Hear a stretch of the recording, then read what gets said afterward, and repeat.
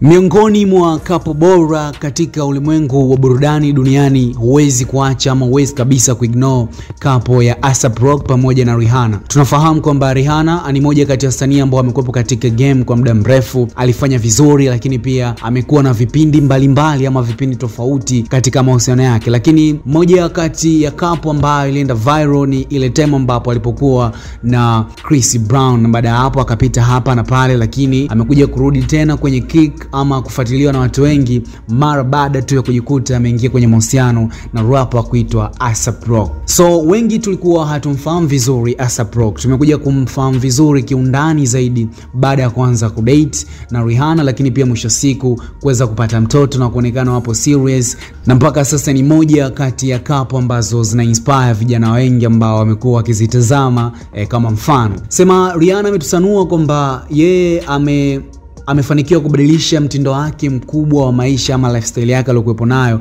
mara baada tu ya kuwa rafiki yake na A$AP Rocky. Tunafahamu kwamba Rihanna na A$AP Rocky hawakuanza tu as wapenzi, walianza kama marafiki ambao walikuwa wanafahamiana taratibu, wakaanza kuzoeana, wakawa karibu, na mwisho siku akajikuta wameweza kuingia kwenye mahusiano. Lakini anasema kwamba alipokuwa na umri wa miaka 25 ndo time ambayo alikutana na A$AP Rocky na alijikuta anabadilisha mtindo wake wa maisha. Niliacha kwenda kwenye sherehe na club nikiwa na umri wa miaka 25, wakati mimi na A$AP Rocky tumeanza kuwa karibu. Mtindo wake wa maisha ulifanya nitake kubadilika sana na kuwekeza nguvu zaidi kwenye biashara yangu. Tulikuwa marafiki tu wakati huo, lakini alinibadilisha sana, na sasa napendelea kwenda kazini na kurudi nyumbani kwa watoto wangu na kukaa nyumbani nikimsubiri mpenzi wangu arudi. Tukitaka kwenda kwenye sherehe tunaenda wote kama familia. Kwa sasa ni familia na biashara tu kwangu. Mwisho wa kunukuu.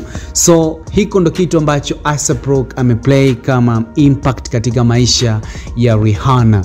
Drop ya comment kwenye comment section, niambie umeplay part gani katika kubadilisha lifestyle ya huyo uliokuwa naye. Mimi naitwa Good Eyes. Hapa ni News Update Media.